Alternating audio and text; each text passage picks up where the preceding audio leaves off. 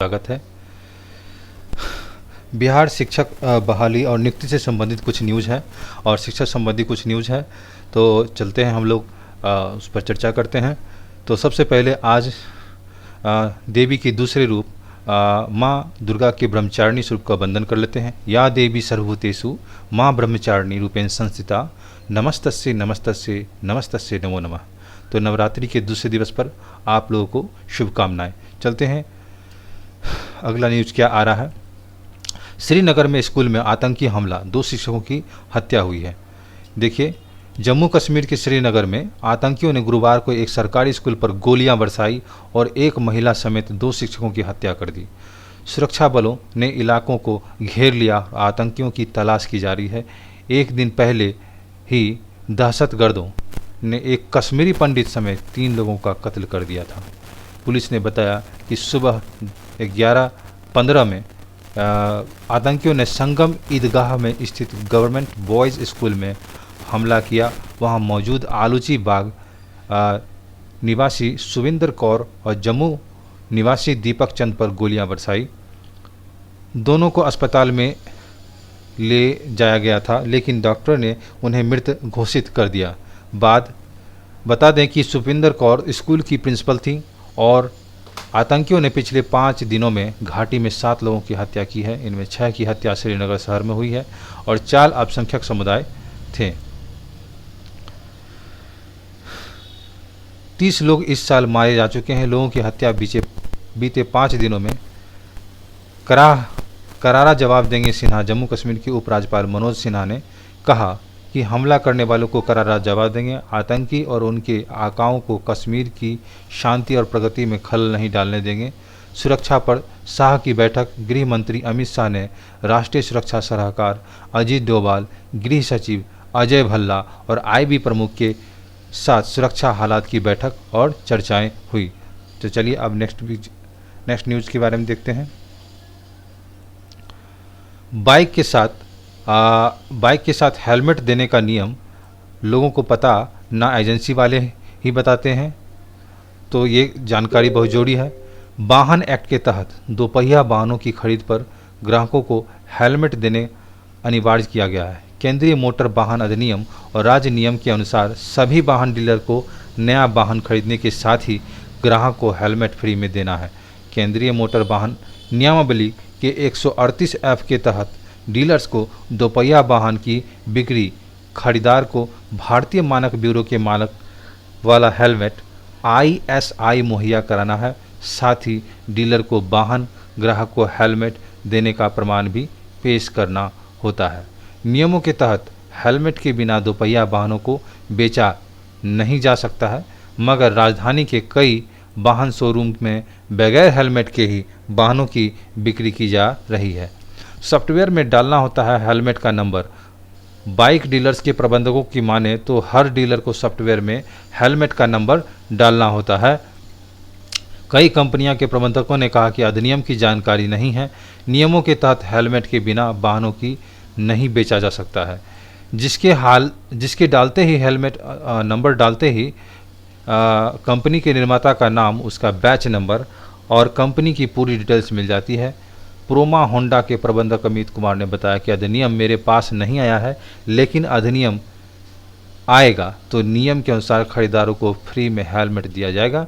और टीवीएस के प्रमुख अमरजीत ने बताया कि बिहार में अभी कोई ऐसा नियम नहीं है। स्नेहा ऑटो के प्रमुख सुखशांत शेखर ने बताया कि वाहन एक्ट के तहत हर बाइक के खरीदार की गाड़ी के साथ फ्री में हेलमेट देना का प्रावधान है। चलते हैं नेक्स्ट न्यूज़ में। राष्ट्रीय शिक्षा नीति के बारे में है कि राष्ट्रीय शिक्षा नीति NEP 2020 के तहत बिहार में छोटे स्कूलों की पहचान की जाएगी। यह पहचान अभी 38 जिलों में होगी। छोटे स्कूलों से तात्पर्य प्राथमिक तौर पर उन स्कूलों से होगा जिनमें बच्चों का नामांकन इनरोलमेंट कम है। साथ ही आधारभूत संरचना, वर्ग कक्ष आदि के मामले में भी तंग हाल स्कूल चिन्हित किए जाएंगे। NEP के तहत ऐसे स्कूल की सूरत बदली जाएगी। 2 दिनों पूर्व ही शिक्षा विभाग ने राष्ट्रीय शिक्षा नीति के जमीन पर उतारने को लेकर समझ विकसित करने के लिए राज्य स्तरीय कार्यालय का आयोजन किया था। इस एक दिनों में मंथन के अंत में सभी क्षेत्रीय जिला शिक्षा उपनिदेशक RDDE और सभी जिला शिक्षा पदाधिकारी DEO को अंत में सौंपे गए कई टास्कों में से एक छोटे स्कूल की पहचान करना भी है। ऐसे स्कूल की चिन्हित किए जाने के बाद DEO को टीम आसपास के लोगों के बात कर वह भी जानने की कोशिश करेंगे कि आखिर यहाँ कम बच्चों के नामांकन क्यों है। पड़ोस के दूसरे स्कूल का भी जायजा लिया जाएगा। जिला शिक्षा पदाधिकारी को सबसे महती जिम्मेदारी NEP को जमीन पर उतारने को लेकर कार्यक्रम प्रबंधन इकाई गठित करने की दी गई। यह यूनिट राज्य, जिला और प्रखंड स्तर तक बननी है और DEO को कहा गया कि हर हाल में नवंबर में कम से कम जिला स्तर पर PMU गठित कर लें। कवायद सभी 38 जिलों में ऐसे स्कूल की पहचान की जाएगी। शिक्षा अधिकारी पड़ताल करेंगे कि क्यों ये स्कूल रह गए छोटे। राष्ट्रीय शिक्षा नीति जमीन पर उतारने की DEO को सौंपे गए टास्क। जानकारी मांगी गई कि नई शिक्षा नीति को जमीन पर उतारने में बिहार के एक जिले के सफल नवाचार को दूसरे जिले में धरातल पर उतारे जाने की तैयारी चल रही है। जिला शिक्षा पदाधिकारी से कहा गया कि ये अपने जिले में ऐसे सफल नवाचार की जानकारी बिहार शिक्षा परियोजना के परिषद के दें जो दूसरे जिलों के लिए भी उदाहरण बन सके। बेहतर स्कूल कैंपस का DEO निरीक्षण करेंगे। केंद्रीय शिक्षा नीति के कार्यान्वयन के लिए गठित की जाने वाली प्रोग्राम मैनेजमेंट यूनिट में NGO और सिविल सोसाइटी को भी जोड़ने की अनुशंसा की गई है।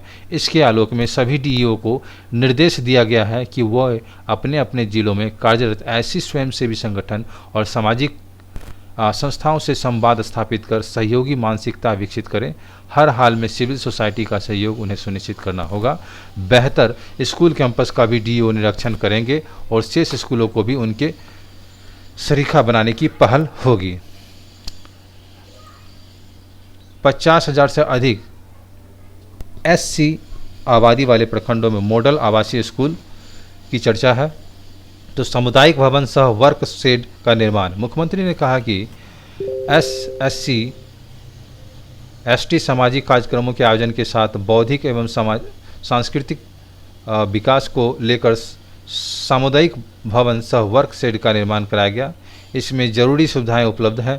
सभी सामुदायिक भवनों के संचालन मैनेजमेंट को लेकर भी आकलन करें ताकि इसको और उपयोगी बनाया जा सके। छात्रवृत्ति मेधावृत्ति योजनाओं का संचालन ठीक से करते रहें।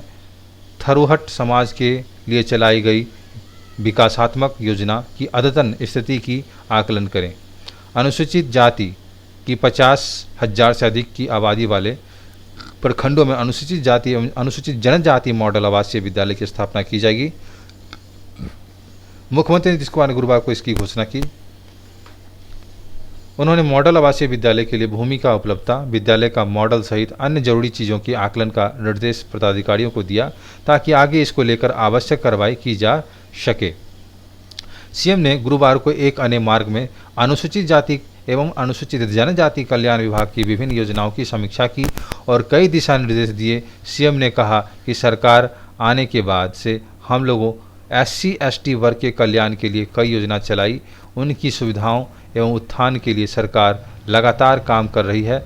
SC ST वर्ग के लिए संचालित योजनाओं की अद्यतन स्थिति का आकलन करते रहें और उसके आधार पर चीज़ों को बेहतर करें। तो एक बहुत अच्छी पहल है। अनुसूचित जाति की 50,000 से अधिक की आबादी वाले प्रखंडों में अनुसूचित जाति और अनुसूचित जनजाति मॉडल आवासीय विद्यालय की स्थापना की जाएगी। तो ये बहुत बड़ी खबर है। देखते हैं अगली खबर क्या आ रही है। अगली खबर है BPSC से। परीक्षा में 422 अभ्यर्थी हुए थे सफल। टॉप 10 में 7 इंजीनियरिंग बैकग्राउंड से हैं। 422 में टॉप 10 में जो है 7 इंजीनियरिंग बैकग्राउंड से हैं। BPSC 65वीं में रोहतास के गौरव टॉपर आए हैं। तो उसमें देखते हैं कौन कौन है। पहला नाम जो आता है गौरव सिंह का है, ये रोहतास के हैं। दूसरा है चंदा भारती, ये बांका के रहने वाली हैं। तीसरा है वरुण कुमार, ये नालंदा के रहने वाले हैं। चौथा है सुमित कुमार, ये मधुबनी के रहने वाले हैं। पांचवा है अविनाश कुमार, ये समस्तीपुर के रहने वाले हैं। छठा है आदित्य श्रीवास्तव, झारखंड के रहने वाले हैं। और सातवां एस प्रतीक हैं, पूर्वी चंपारण के रहने वाले हैं। 8वां है आदित्य कुमार, ये भोजपुर के रहने वाले हैं। 9वां है अनामिका गोपालगंज और 10वां है अंकित कुमार भागलपुर। कटअप की जारी जो है अनारक्षित वर्ग के पुरुष उम्मीदवार के लिए कटअप जो है 532, अनारक्षित वर्गों की महिला उम्मीदवारों के लिए कटअप 515, ईडब्ल्यूएस के लिए 530 और ईडब्ल्यूएस महिला के लिए जो है 504 और एससी पुरुष के लिए 507, एससी महिला के लिए 482, एसटी पुरुष के लिए 495 मार्क्स रही। वहीं बीसी पुरुष के लिए 525 और महिला का 515 गया है। ईबीसी पुरुष के लिए 518 और महिला का 508 पर गया है। इसका सिलेक्शन कटअप जारी हुआ है। तो देख रहे हैं कि यूआर कैटेगरी में 532 गया है, बीसी में 525 गया है और ये जो है कटअप बिहार लोक सेवा आयोग बीपीएससी ने गुरुवार को 65वीं संयुक्त प्रतियोगी परीक्षा का अंतिम रिजल्ट घोषित कर दिया। सासाराम के गौरव सिंह ने टॉप किया। मेगा सूची में दूसरे स्थान पर बांका की चंदा भारती और तीसरे स्थान पर नालंदा जिले के वरुण कुमार हैं। परीक्षा परिणाम में इंजीनियरिंग बैकग्राउंड के छात्रों का जलवा रहा। टॉपर सहित टॉप 10 में 7 इंजीनियरिंग बैकग्राउंड के हैं। कुल 422 उम्मीदवारों को सफल घोषित किया गया। इसमें 131 महिला बीपीएससी 65वीं के जरिए 14 विभागों को करीब 423 पदों पर नियुक्ति की जानी थी। हालांकि मूक बधिर दिव्यांग की एक सीट रिक्त रह गई। मुख्य परीक्षा के बाद साक्षात्कार के लिए 1142 प्रत्याशियों का चयन किया गया। इसमें 1114 साक्षात्कार में शामिल हुए। 28 अभ्यर्थी अनुपस्थित रहे थे। आयोग की ओर से कटअप भी जारी कर दिया गया। आयोग ने एक साल में 2 रिजल्ट जारी कर मिसाल कायम किया है। परिणाम बीपीएससी की वेबसाइट bpsc.bih.nic.in पर ऑनलाइन देख सकते हैं। आयोग के संयुक्त सचिव सह परीक्षा नियंत्रक अमरेंद्र कुमार ने बताया कि समय पर रिजल्ट जारी कर दिया गया है। कोई आपत्ति हो तो वे जानकारी दे सकते हैं। अंक वेबसाइट पर प्रकाशित होंगे। वहीं बिहार लोक सेवा आयोग ने एक साल में 2 एकेडमिक सत्रों का रिजल्ट जारी कर इतिहास बना दिया। 67वीं के लिए 575 पदों के लिए रिक्तियां भी जारी की गई है। मधुबनी के चौथे स्थान पर लोकही प्रखंड के अंधेराइट थाने की नरही गांव निवासी सुमित कुमार बीपीएससी परीक्षा में चौथा स्थान प्राप्त किया। इन्होंने Indian institute of technology Guwahati से सिविल इंजीनियरिंग में बीटेक की डिग्री प्राप्त की। इनकी प्रारंभिक शिक्षा पटना में हुई थी। इंजीनियरिंग छात्रों का रहा है जलवा। बिहार लोक सेवा आयोग के रिजल्ट में भी इंजीनियरिंग छात्रों का जलवा बरकरार है। बीपीएससी 64वीं में टॉप 10 में शामिल सभी छात्र सफल अभ्यर्थी इंजीनियरिंग बैकग्राउंड के थे। इस बार मेगा सूची के पहले 10 में से 7 अभ्यर्थी इंजीनियरिंग के हैं और इसमें टॉपर गौरव सिंह भी शामिल है। इसके अलावा अन्य 3 अभ्यर्थी में 2 अर्थशास्त्र और 1 फार्मेसी से हैं। अगली खबर देखिए, शिक्षकों के लिए जो है ये सरकार का एक प्रोपेगेंडा ही कह सकते हैं, जो पेपर में ट्विटर के माध्यम से, फेसबुक के माध्यम से सरकार डालती है। लेकिन ज़मीनी हकीकत क्या है ये आप अच्छी तरीके से जानते हैं। शिक्षकों के लिए बड़ा फैसला। समग्र शिक्षा अभियान के तहत प्रारंभिक विद्यालयों के शिक्षकों को मिलेगा वेतन। शिक्षकों के वेतन के लिए जारी हुए तकरीबन 784 करोड़ रुपए 2.60 यानी 2,60,000 शिक्षकों को मिलेगा वेतन। पीएफएमएस के वेब पोर्टल पर पंजीकृत शिक्षकों के वेतन खाते में जाएगी राशि। तो इस तरह का है। अगली खबर देखते हैं। नीतीश कुमार का फोटो और तीर का चिन्ह लगा हुआ है। विजय कुमार चौधरी भी हैं, शिक्षा मंत्री जो हैं अभी। देखिए, पुण्यतिथि विशेष 8 अक्टूबर 2021 टीचर्स ऑफ बिहार में आज का सुविचार है। कोई बात जब विवाद का रूप धारण कर लेता है तो वह अपने लक्ष्य से दूर हो जाता है। ये मुंशी प्रेमचंद का कहना है। इनकी जन्म जो है, ये साहित्यकार थे। 31 जुलाई 1880, मृत्यु इनकी 8 अक्टूबर 1936 को हुई थी। आज इनकी पुण्यतिथि है, तो हम लोग उन लोग का नमन करते हैं। अगली खबर देखते हैं। युवाओं के कौशल विकास में फिर शुरुआत होगी प्रशिक्षण। बिहार के 3 लाख से अधिक युवाओं का होगा लाभ।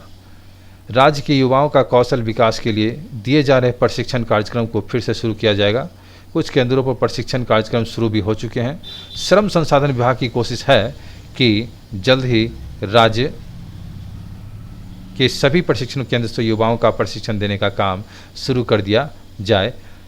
इस प्रशिक्षण से 3 लाख से अधिक युवाओं को लाभ होगा। राज्य सरकार के 7 निश्चय में एक आर्थिक हल युवाओं के बल योजना के तहत श्रम संसाधन विभाग कुशल युवा कार्यक्रम KYP चल रहा है और कम से कम 10वीं पास 15 से 25 वर्ष तक के छात्रों को हिंदी और अंग्रेजी बोलने, समझने, लिखने, पढ़ने का प्रशिक्षण दिया जा रहा है। साथ ही संवाद कौशल व कंप्यूटर का बुनियादी ज्ञान भी दिया जा रहा है। इसके लिए प्रखंडवार प्रशिक्षण केंद्र खोले गए हैं। कोरोना के कारण इन केंद्रों में प्रशिक्षण कार्यक्रम प्रभावित हुआ है, लेकिन अब कोरोना गाइडलाइन के बीच अन्य कार्य हो रहे हैं। इसे देखते हुए विभाग ने सभी प्रशिक्षण केंद्रों को भी शुरू करने को कहा है। कुछ एक ने प्रशिक्षण शुरू भी कर दिया है।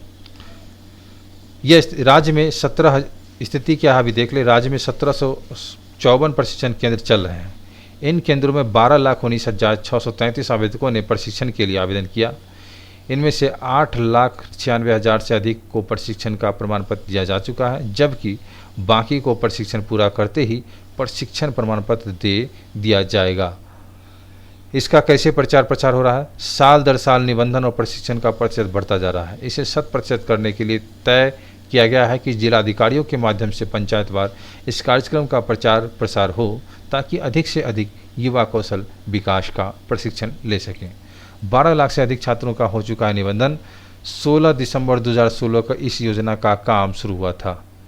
48 केंद्र और 1978 प्रशिक्षण केंद्रों के साथ शुरू हुई थी कार्यक्रम। अब तक लगभग 12 लाख से अधिक छात्रों का निबंधन हो चुका है।